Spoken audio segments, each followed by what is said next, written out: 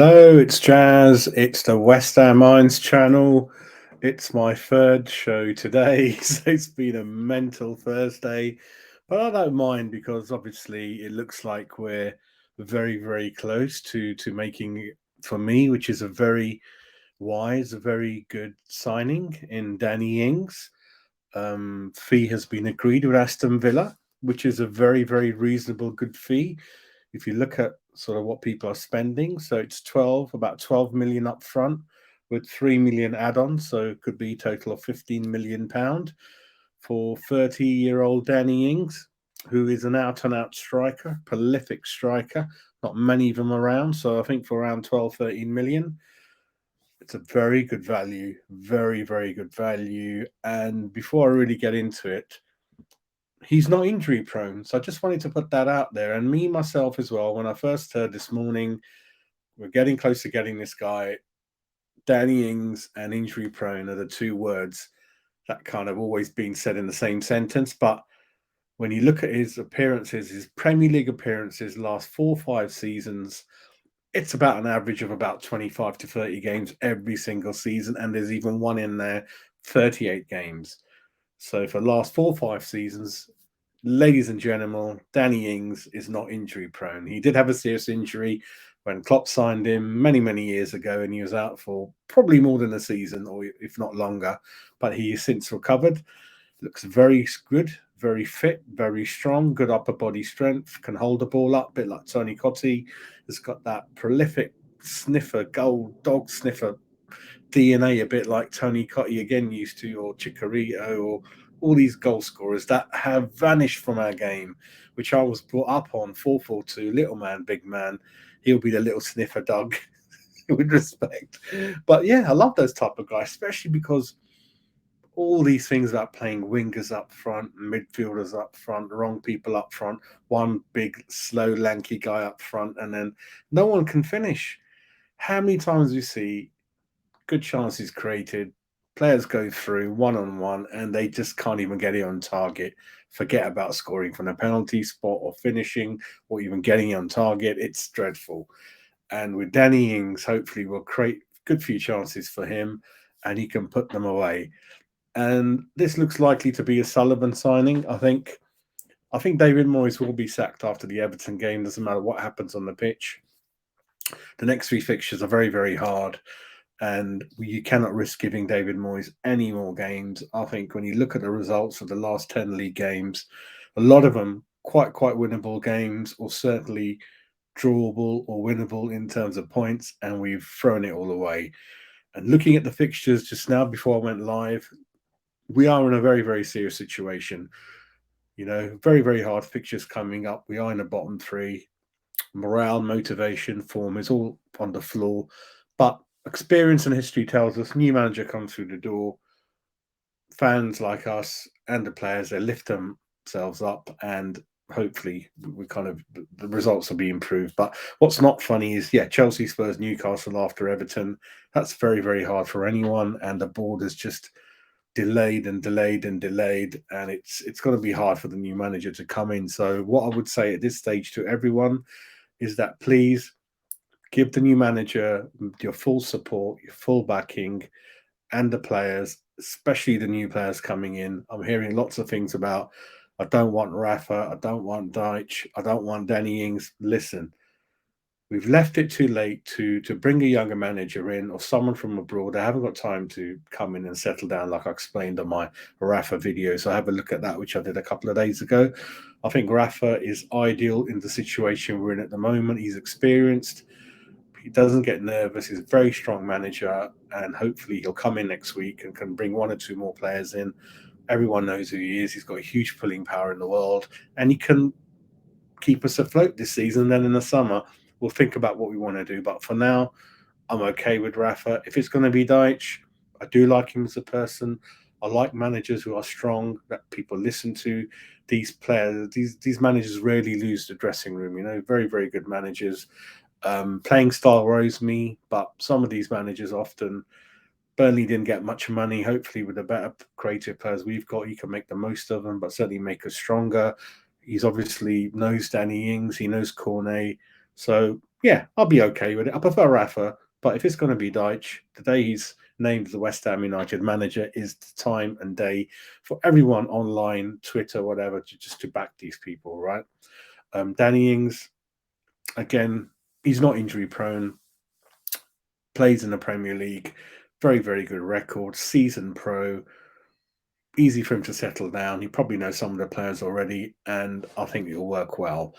One more final thing to say before I go into the system is that from now on, in terms of the new manager and everyone, we've got to just play football simply the way it is. In terms of have a system in place and then buy players accordingly or play the players in the right positions. We don't want centre backs as wing backs or as full backs.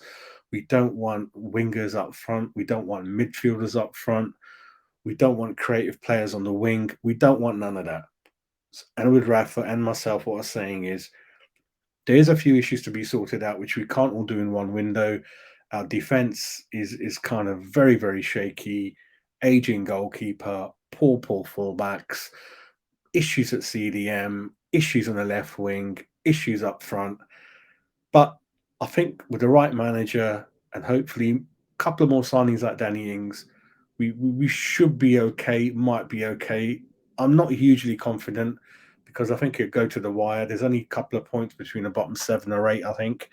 Um, so we'll see. But yeah, everyone kind of hopefully got a bit of spring in his step with the news of Danny Ings. Hopefully that'll be kind of out there tomorrow morning by the club or by lunchtime. I think the deadline's about tomorrow, 2, 3 o'clock in the afternoon, so you can play against Everton. So yeah, let's get behind. Yeah, we can't change history. The last 2 years, it's been painful being a West Ham fan. Certainly, the last year, the calendar year, the league position, the league results have been awful, awful type of football.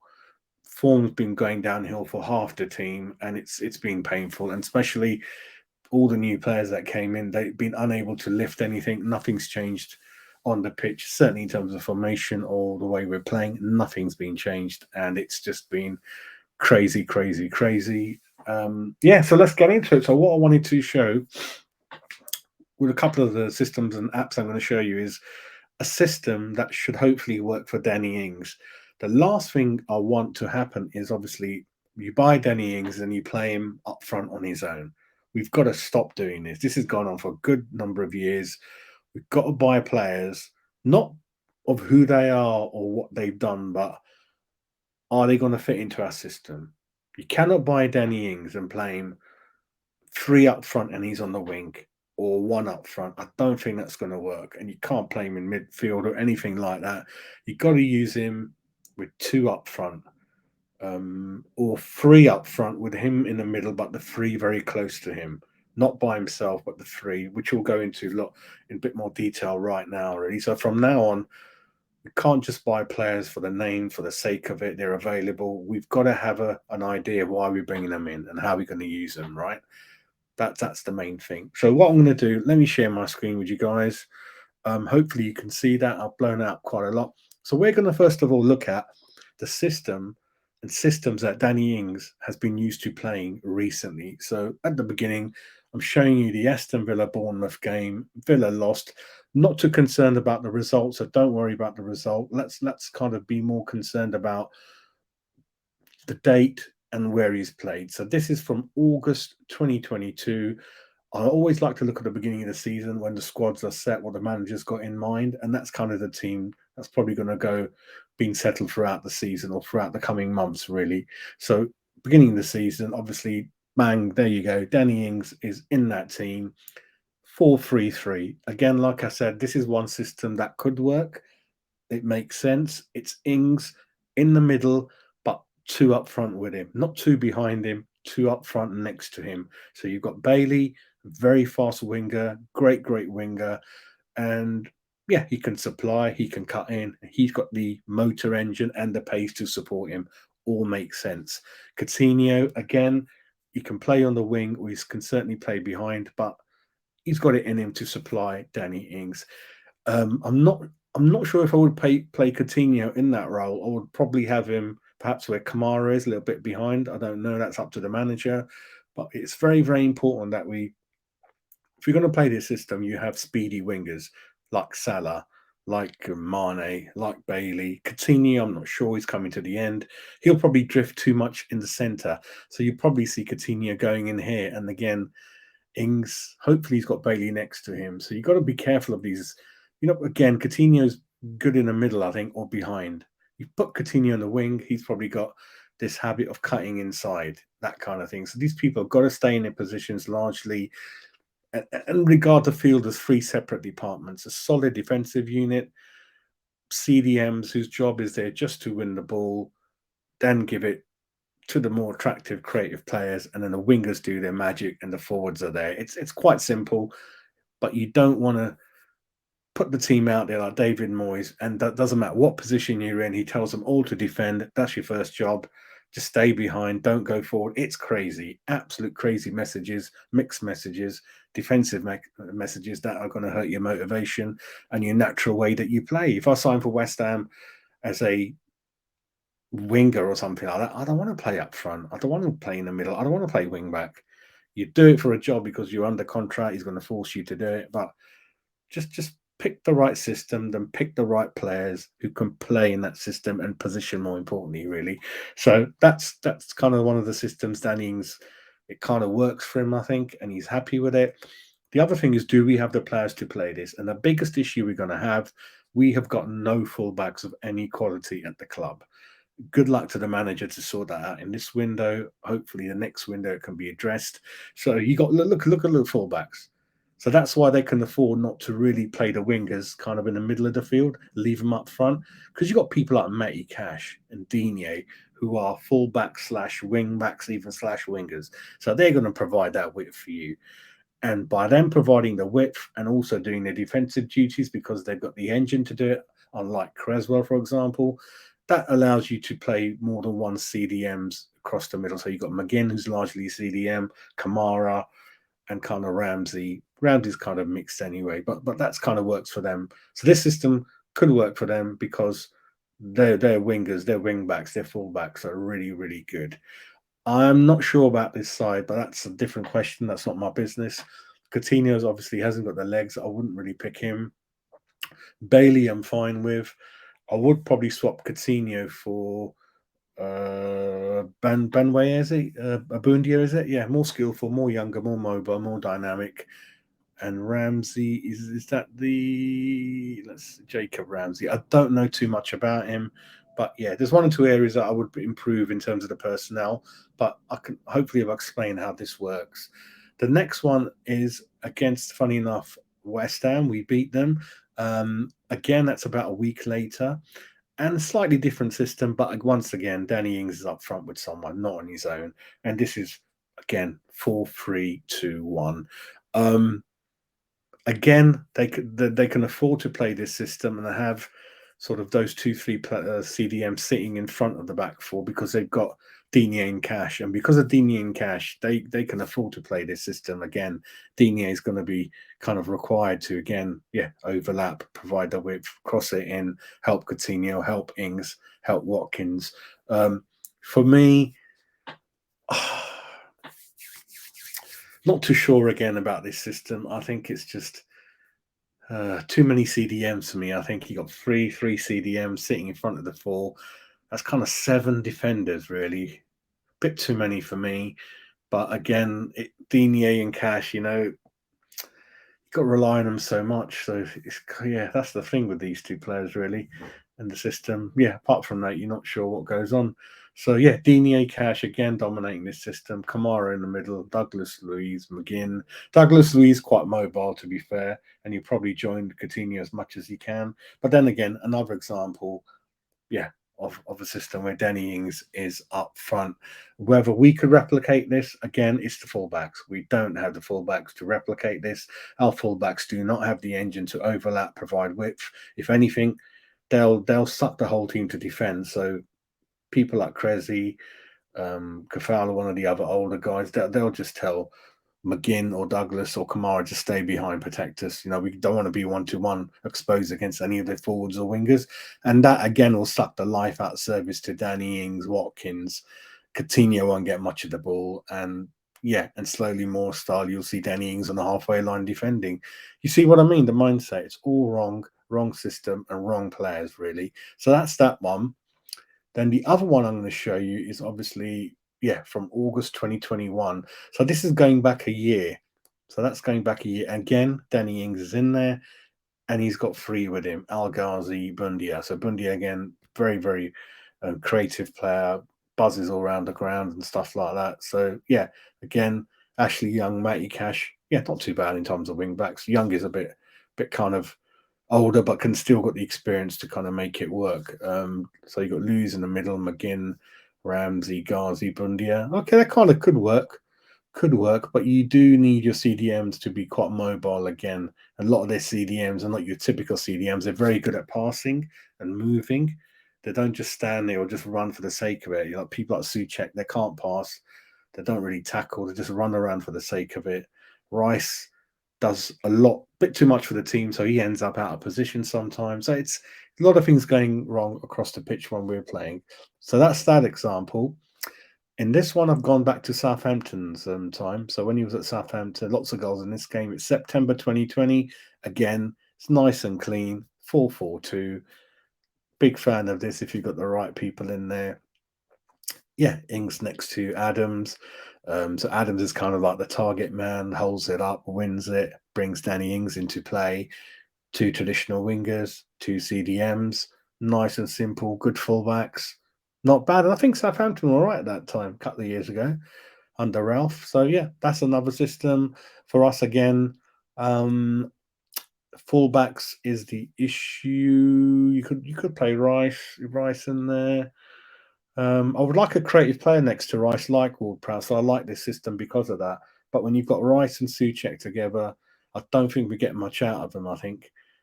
And then wingers, we've got no left winger at the moment. Cornet's injured. I do not want Fornals in there. Fornals is an issue for me. He's not a winger. He's not a CDM. I don't know what he is, but again, issues in personnel for me. And that's how I'd manage. If I wanted to do system, I've got to make sure I've got the players to play that system. Otherwise, I would not force that system down their throats and then force them to play something that ain't going to work out.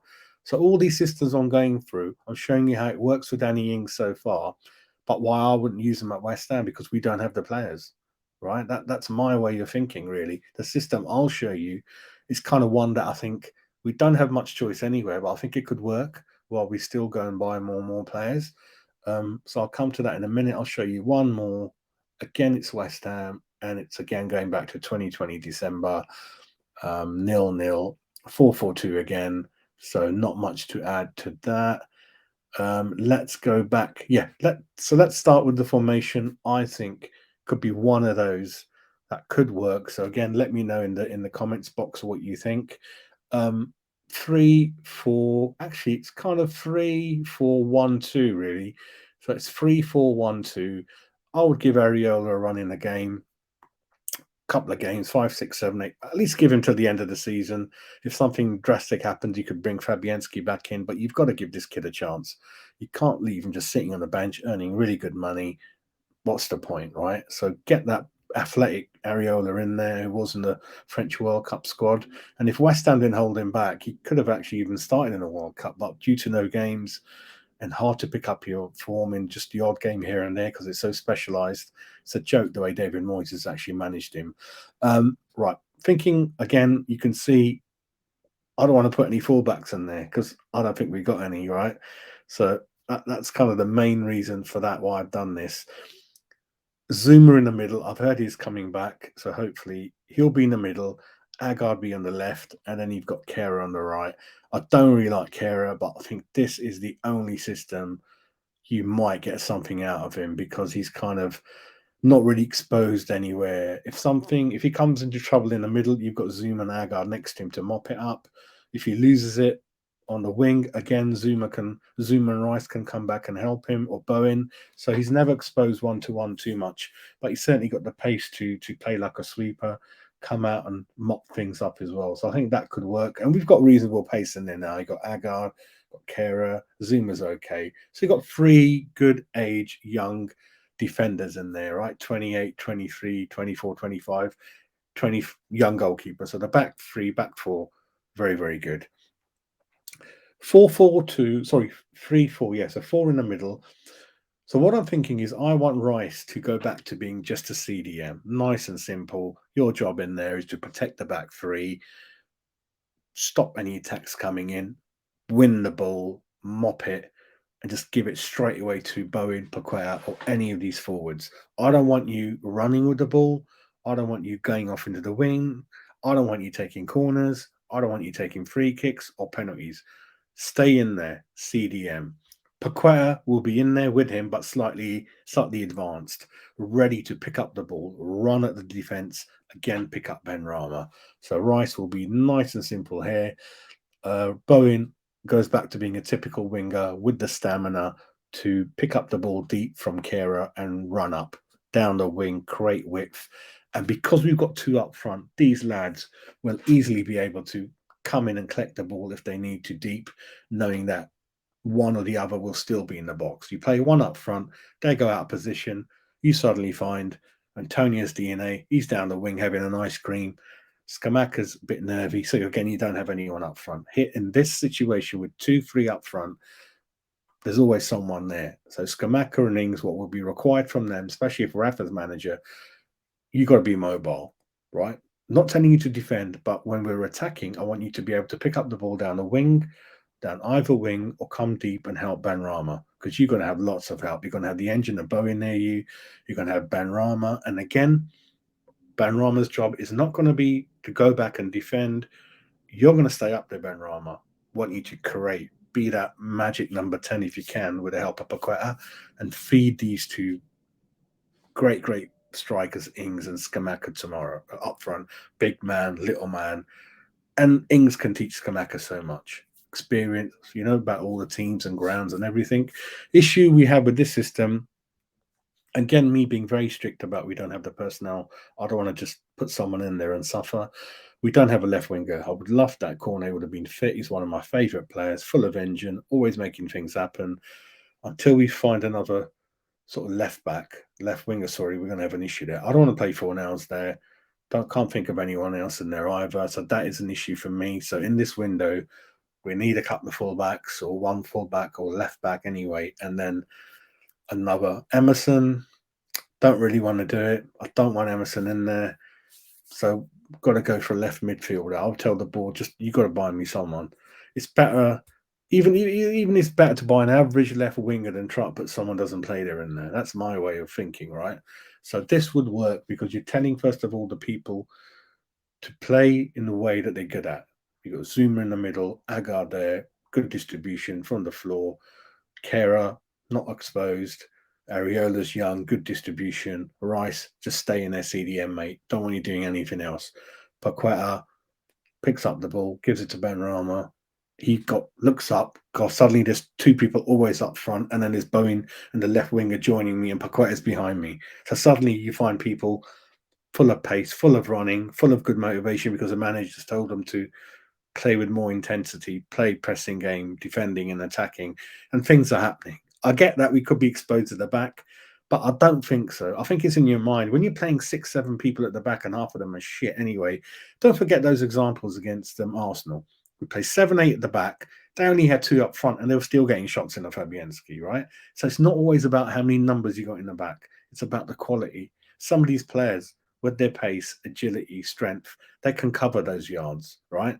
And the way you think. So I think we've got to try something new. And there's no point signing Danny Ings if you're not going to play 2 up front with him. So I think Danny Ings can get the best out of Skamaka and then give Ben Rama and Paqueta and the wingers the tools to feed these two. Imagine you're a winger and you got Ings and Skamaka in front of you. It's going to motivate you to cross the ball, get to the byline, find these people at the end of it. And then knowing at the back that Rice is just going to stay in the halfway line. I don't want him any more advanced than that. Defend, protect those back three, and Paqueta defend when you can, but stay close to Rice. But you're going to be more of the ball player, So simple means playing to the player's strengths, giving them clear, precise, easy instructions to follow, and away we go. So let me know in the video what you think.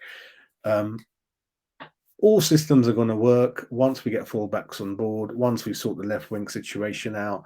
But whatever system you like, it's got to be 2 up front with Danny Ings for me. You can play 4-3-3, but that would mean Ings or Skamaka on the bench because I do not believe Ings can be one of those three not in the middle. So Skamaka's not going to play on the side. You'll have to spend a lot of money on really, really good wingers. So if Declan Rice goes in the summer, we get 80, 90 million for him. We only need to spend 20 on that on a simple CDM. I don't know if you can get Basuma back out of Spurs or someone like that. And then most of the money should go on really good wingers, really good wing backs. That's where most of your money should go in the summer. And we'll see where we go. So again, thanks for subscribing. Keep watching. Channel's going through the roof. We're heading towards 2,000 subs. I've got a sister channel in there as well somewhere, West Ham News TV. Please subscribe to that as well. And I'll catch up in the next coming days, or certainly tomorrow once the move is kind of hopefully goes through, all signed and sealed. Official videos out, and we'll jump on and we'll have a chat with you guys. I might even have a rum in my hand. So yeah, take care. Have a great evening, and yeah, comments in the box and keep following the channel. Take care.